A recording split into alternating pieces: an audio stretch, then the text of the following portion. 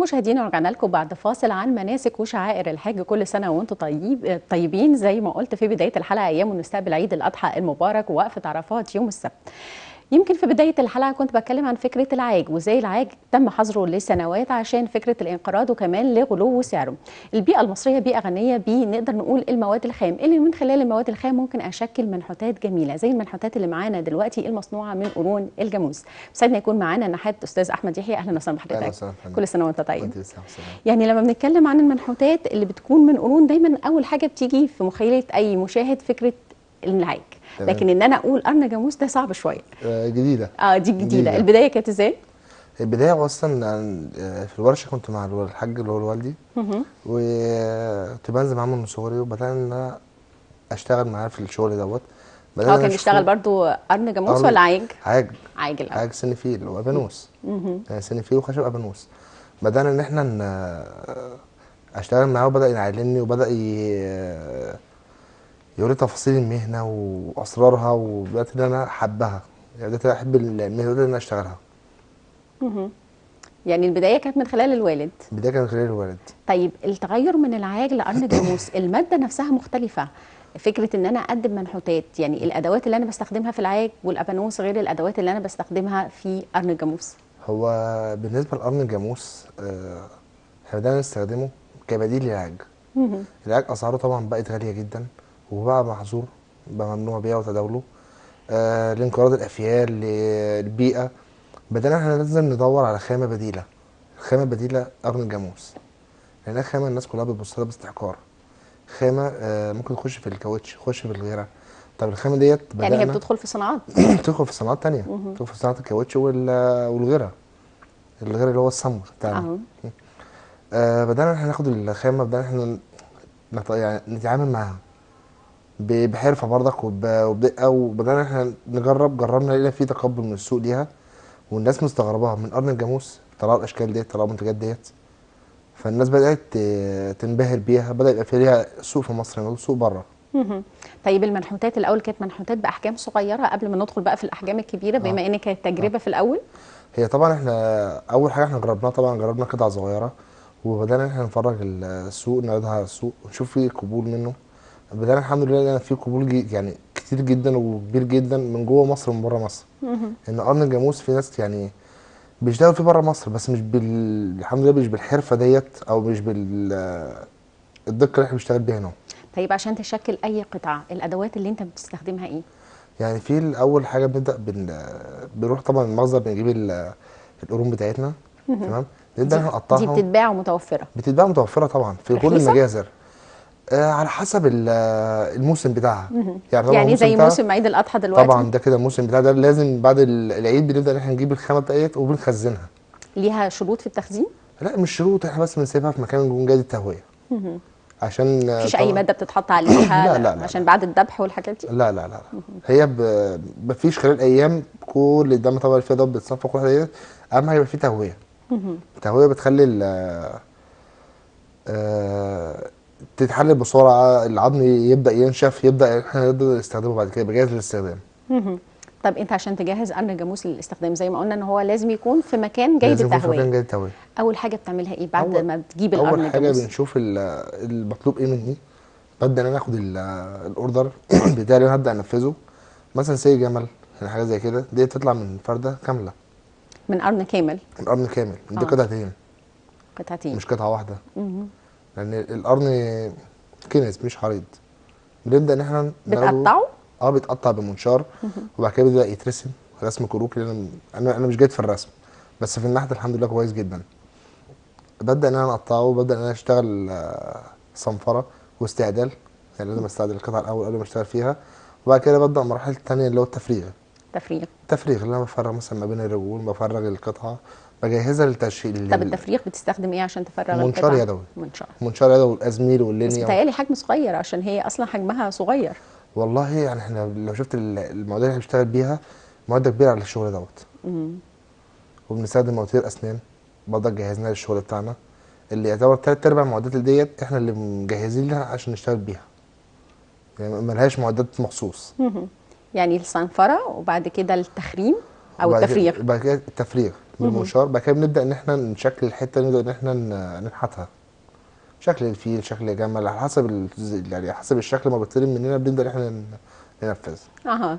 طيب فكره ان انا بفرغ وبعد كده بشكل، التشكيل ده زي ما حضرتك قلت لازم تكون شاطر في النحت قوي طبعا عشان تعرف هي الماده صلبه شويه ازاي هتيجي وتروح معاك عشان تنحتها. الماده صلبه وفي نفس الوقت حنينه جدا. ازاي بقى؟ هقول لحضرتك على حاجه. القرن الجاموس فيه ماده زيتيه، ماده زيتيه. ماده زيتيه او ماده جيلاتينيه ده من جوه. من جواه. فاحنا شغالين، هو ممكن من بره اول طبقه بتبقى صعبه جدا، قاسيه شويه. قاسيه شويه. بعد كده بتبدا خلاص بقى نبدا ان احنا نتعامل معاها. بتلاقي الماده من جوه مرنه السنه زي الخشب، قريبه للخشب. قريبه للخشب. قريبه للخشب. مش القساوه تكون اكتر شويه هي بتهيألي. القساوه تكون اقوى شويه بقى في الاول طبقه، اول طبقه الخارجيه. لكن الطبقات اللي جوه بعد كده ارق بتبقى شويه. ارق. فده بيكون سهل انك تشكل. بيكون سهل ان احنا نشكله. طيب انت اول يعني مثلا لو قلنا قطعه زي الجمل دي تاخد منك شغل قد ايه؟ قطعه زي الجمل ديت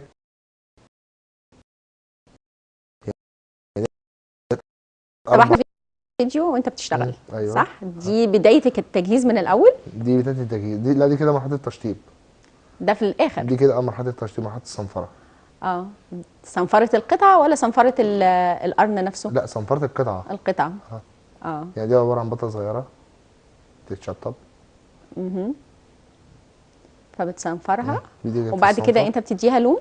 لا، بتاخد على فرشه، تتلمع فرشه. تتلمع فرشه. زي بس الالوان لا، الالوان ده بيبقى في القرن ذات نفسه. نفسه ما بنلعبش في اللون لا خالص. لا لا لا. يعني اللون اللي هو زي مثلا فرده القرن ديت، هو لونها من تحت لونها بيج، في ابيض، في اسمر. التدريجه دي نفسها فيه. هي في القرن طبيعي. طيب ودي لا، دي حجمها خشب. كبير. اه دي خشب، دي مش دي خشب، دي نحت قطعه واحده. اه دي بعيده عن قرن الجاموس. اه. طب وبرده المنحوتات دي بنفس اللون؟ محطوط دي بنفس اللون. يعني اذا كان اسوره، اذا كان جويشه، اذا كان حيوانات، على حسب الشكل اللي بيطلب مني ببدا اوظف الخامه. بس انت بتشتغل على فكره الشكل اللي بيطلب منك، ولا انت ممكن كان في البدايه انت بتعمل اشكال وتشوف اي شكل هو ليه قابليه في السوق؟ انا الاول ايه يعني، قرن الجاموس دوت حضرتك انت ممكن تشوفيه واحد يخاف يجي ناحيته. شكله مش يخض حلو. شويه. مش حلو. شكله يخض شويه، يخض كتير. لما تبداي ترسمي فكره في خيالك، انت عايز مثلا اعمل منه جمل او اعمل فيل او اعمل حصان. طب انا اجمع ازاي دوت واطلعه من قرن الجاموس؟ فين القرن اصلا ملوش مش مستقيم، مش زي الخشب. مش زي الخشب اخش ممكن اسويه على منشار وابدا ان انا اعمل له فرمه وابدا اشتغل. لا، انت بتشتغل مع خيالك في حاجه كتير قوي. ما يصدقش ان مثلا جمل ده كده طالع من قرن الجاموس. طب ازاي يقنعني ده طالع ازاي؟ يقول لك يعني حتى لونه. انا مستغربه برضه فكره اللون، لان بيتهيألي قرن الجاموس بيبقى افتح شويه زي التدريجه اللي احنا شايفينها لا هنا. لا لا لا. في اغمق. في اغمق. في غامق، وفي منه الوان. يعني في ناس كتير قوي قوي قوي بتفكر ان الشغل ده رخام. هو الملمس بتاعه او الملمس شكله رخام. من بعيد. يقول لك رخام او بوليستر. لا، ده قرن جاموس.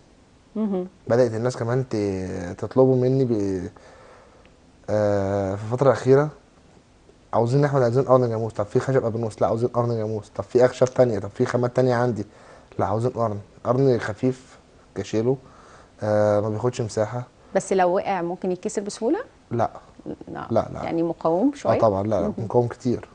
طب الفرق ما بين العاج وقرن الجاموس، ممكن في العاج اشكل تشكيلات ما اقدرش اعملها بقرن الجاموس؟ لا، هو العاج ليه روح تانية. العاج خامة غنية، خامة غنية جميلة حتى في شغلها، وملمسها والفينش بتاعها لازم تتفنش صح عشان تطلع. هي خامة غالية. والناس عارفة قيمتها كويس جدا جدا جدا. لا انا قصدي في التشكيل. ما هو في التشكيل، ما هو حاجة زي كده احنا لما ببدأ ادخل الخامة دي التشكيل اللي هو العاج. خامة صعبة زي الازاز. انا شغال بالظبط في ازاز. ديت لو اتكسرت ما ينفعش ترمى. بيبان فيها لان هو لونه ابيض. بس ممكن اعمل من العاج حاجات كبيره مساحتها كبيره، ولا كله زي ما بنشوفه الاشكال الصغيره والقطع الصغيره؟ لا، احنا بنعمل القطع الصغيره، او كان بيتعمل قوي زمان القطع الصغيره عشان مثلا السايح يبدا ياخدها معاه في الشنطه، ما تبقاش مساحه سهل كبيره، يشيلها. تبقى سهل يشيلها. انما في معابد بتتعمل من سن الفيل. مساحات كبيره. في مساحات كبيره. يعني كان في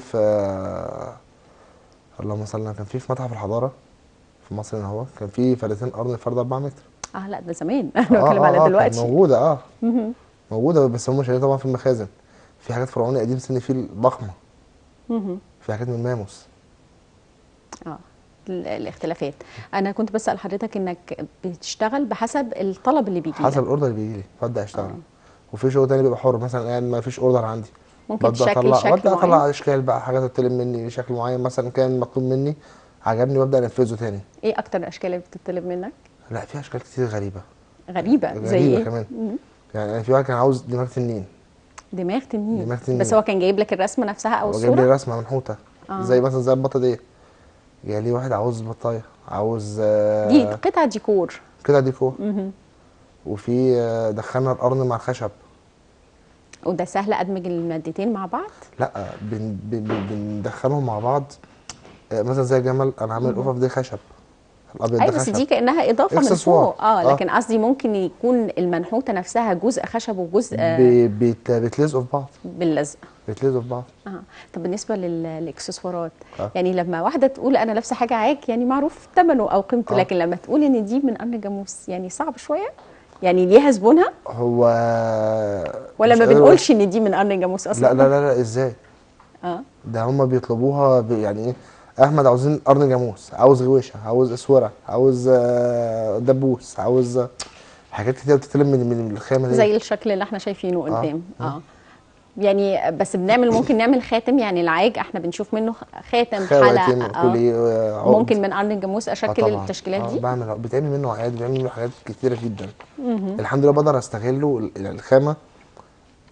من حبي في المهنه عامه، بدات ان انا اي خامه ابدا اسخرها اللي انا عايزه. يعني بعمل منه دبوس، بعمل منه اكسسوار، بعمل منه حلقان، بعمل منه غوايش، بعمل منه شغل النحت بتاعنا دوت. لو في شغل تاني طلب مني غريب ببدا انا انفذه على بس حسب ممكن الاوردر. القطعة تقعد تشتغل فيها قد ايه؟ وعشان مثلا زي ما احنا قلنا السويرة دي او الغويشة دي، عشان اعمل الكيرف اللي فيها يتعمل ازاي كنحت بحيث انك بقى قطعة طالعة وقطعة نازلة؟ تمام، ديت بتبقى هي اصلا الفرده ديت بتبقى من الحلق بتاع القرن، الحلق اللي هو اي جزء اللي اللي هو فوق؟ الجزء الفاضي، لا اللي تحت. اللي تحت اللي اه المفروض اللي هو في الدماغ نفسها او ايوه في الراس. ايوه، اللي هو في بدايه الدماغ دوت. بنبدا ان هو بيبقى فاضي، نبدا احنا نزنفر من جوه، نبدا نقطعه، نبدا نوصل الوصلات بتاعته. يعني عاوزين مثلا على فوق او على، يعني على حسب الاتجاه اللي احنا عاوزينه. وفي اشكال كتير قوي منه. نبدا احنا ننفذ، ونبدا احنا نشطبها، في الاخر بتدينا حاجه روعه. بالك قد ايه في المهنة؟ يعني 30 سنه. 30 سنة ده 30 من سنه. زمان وانت انا صغير. اعتبر مولود في المهنه. وبعدين كنت برضك يعني عندي والدي كان شغال في وزاره الثقافه، الله يرحمه. ف طب ايه التغيرات اللي حصلت في المهنة اخر 10 سنين؟ لان احنا دايما بنشوف المهن اللي زي دي كل شوية بنسمع ان في مشاكل مرتبطة مثلا بفكرة الاستيراد لمواد من بره بتكون ارخص في السعر وبتديني نفس الشكل او نفس الملمس، وان في مشاكل ان ما عادش في اقبال على المنحوتات اللي بالشكل ده. المشاكل كانت ايه في اخر 10 سنين؟ لا احنا المشاكل كانت معانا في اخر 10 سنين ان الحرفي قل. الصنايعي. الصناعي قل. قل كتير. انا بالنسبه للاستيراد وبالنسبه للشغل بره، احنا الحمد لله احنا نافسنا سوق بره جامد جدا جدا جدا، ومطلوب مني شغل الحمد لله كتير. الزبون كمان في مصر هنا عارف قيمه الحته اليدوي، ده اللي جوه مصر واللي بره مصر. كيدوي كيدوي، عارف ان دي حته يدوي وحته، ممكن لو طلبت منك 10 قطع تلاقي 10 قطع مختلفين. مش هتلاقي القطعه عشان هي اخت مش التانيه. اسطمبات. استحاله. حتى لو خشب تطلب مني 10 قطع بيطلعوا 10 اشكال. طب اسعارها غالية؟ لا اسعارها رخيصه. امم يعني في حاجات عندي بتبدا من اول 50 جنيه. 50 جنيه. اه اه في لغايه يعني حسب ما انت عاوز. ممكن تقول لي عاوز حته ديكور ممكن اقعد فيها اشتغل 3 4 ايام، طب مش هيبقى 50 جنيه. هتكون اغلى طبعا. هتكون اغلى شويه، بحيث ان انا اقدر. بس الشغلانه دي نقدر نقول هي شغلانه مرتبطه بمواسم، يعني مثلا صناعه الفوانيس عارفين ان هي في موسم قبل رمضان، رجب وشعبان وبدايه اول اسبوع من رمضان. القرم الخشب مرتبطه بفكره عيد الاضحى، فكره ففي الاضحى. كده المواسم. هل اه المهنه دي برضو مواسم؟ انا المهنه ديت عندي هي الحمد لله شغاله طول السنه، بس اكتر موسم عندي في الكريسماس كريسماس عشان هدايا الكريسماس. وعيد الام. عيد كتير. الام. اه يعني في اقبال ان مثلا اولاد يشتروا طبعا لمامتهم هدايا ماما، هدايا ده يعني حاجه ديكور. حاجه ديكور، حاجه مختلفه. وبعدين بنقدر كمان ممكن واحد يجي يقول لي عاوز جمله استخدمها اباجوره، اه بغيره نوظف فيه له. اضاءه. يحطوا لها شابو من فوق، وببدا ان انا اخلي له اضاءه. مهم. وممكن في بيجي لي في الموسم بدأ بتاعت الام دوت آه، اشكال وحاجات كتيره. يعني مثلا عاوز اعمل هديه مثلا للدكتور في جامعه، عاوز اعمل لي هديه لحماتي، عاوز اعمل هديه لماما، هديه لبابا. فببدا ان انا اعمل لهم هدايا واعمل لهم الشغل دوت بس ما بيقولكش شكل الهديه ايه، سيبك انت تفكر لا ممكن في تعمله لا ايه. في ناس بتجيب لي شكل الهديه، في ناس بتجيب لي صوره يقول لي ايه انا عاوز مثلا نفس الصوره ديت، نفس الشكل دوت بنفس الرسمه بنفس الدقه. ببدا افضل اطلعها له. مهم. يعني دي المواسم الكريسماس وعيد الام. اه لكن بالنسبه لفكره السياحه بقى، احنا بنقول ان الاجنبي دي هتكون بسيطه او سهل ان هو يحطها في الشنطه وياخدها معاه. اه طبعا. الاجنبي مدرك ان ده مش عيب. لا الاجنبي مدرك ان ده قرن جاموس، مهم. وبيخش طبعا لما بيعدي عليا في المحل بيشوف ان انا قاعد شغال هو بينبهر. بيسال ايه ده. ايه دوت، ايه الريحه دي؟ يعني هو ريحته عامله زي ريحه المدابغ. الريحه بتاعت الريحه القرن. بتاعته عامله زي المدابغ. مم. تمام. لما بشوف الخامه وتقطيعها وببدا ان انا اشتغل بيها، ايه الريحه ديت؟ فبيبدا يخش يسال هو ده ايه، بتعملوا ايه، بتسوي ايه؟ فلما يلاقي قرن جاموس قدام منه ويلاقي المنحوتات دي بينبهر. مهم. والسياحه بره مصر يعني مهتميه كتير قوي بالقرن. بس ايه ممكن اكتر الاشكال اللي بياخدها الاجنبي؟ انت ممكن تعمل الشكل المجسمات التماثيل الفرعوني مثلا القديمه بقرن الجاموس ولا ما جربتش؟ لا الفرعوني، بص هقول لحضرتك حاجه. الشغل الفرعوني اللي بيعمل مجسمات او حيوانات زي حضرتك كده دوت، الشغل دوت ما يشتغلش فرعوني. واللي ليه؟ يشتغل فرعوني مهم. ما يشتغلش مجسمات زي ديت. بيبقى كل واحد ليه نسبه. مهم. يعني المهنه ليها نسب. انا ممكن اعمل منحوتات شغل فن تشكيلي يعني زي الحاجه الخشب ديت. ده بدل كان جاي صوره، صوره وانت نفذتها. صوره نفذتها ودي قطعه واحده. خشب. اه طب انت ممكن تقول انا القطعه دي هشتغلها خشب او هشتغلها قرن جاموس على اه اي اساس؟ على اساس المساحه بتاعتها. المساحه. في واحد يقول مثلا عاوز حاجه 60 سم 70 سم، مهم. استحاله اجيب له قرن 70 سم. مش هيدي نفس العرض دوت ولا نفس الشغل دوت. حتى لو استخدمت كذا قرن ودمجتهم مع بعض ما ينفعش هياخد وقت كتير، هيبقى تكلفه على عليه. الزبون. مهم. تبقى تكلفه عليه كتير جدا. مهم. طب دي قطعه واحده؟ دي كده واحده. اه.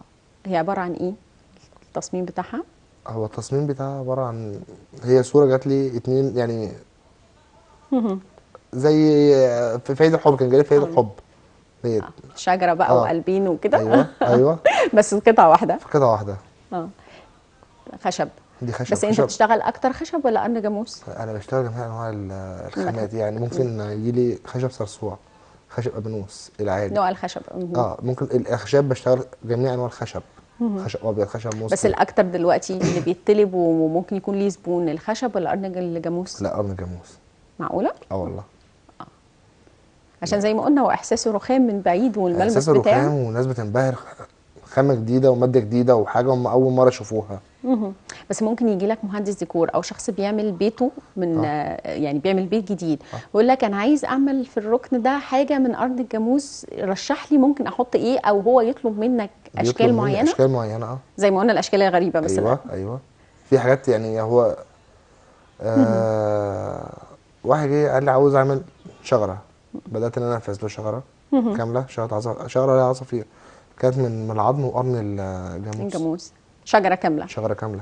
اه طب ما دي مساحه كبيره برضه. لا مش اه. دي تجميع. يعني احنا استخدمت فيها اللي هي الكوارع. مهم. كوارع كمان. الكوارع دي بشتغل بيها برضو. احنا بنستخدم كل قطعه في الذبيحه على فكره ما بنسيبش. بنستغلها. بص هقول بس لحضرتك ده حاجه. الجميل ان انا بستخدم طبعا. المتاح عندي او الماده الخام اه اللي موجوده في البيئه. بحاول اشتغل من لا شيء. يعني احاول ان انا ايه، ما نجيش نقول ما فيش شغل، نقعد الخامه غاليه. طب نفكر. ما اتصرف، مم. اشوف الخامه ايه الموجوده وابدا اشتغل عليه.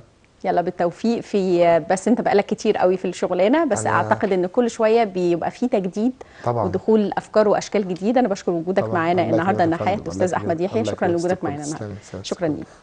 هنخرج لفاصل وبعد الفاصل صناعه السبح وصناعه بتقاوم الاندثار.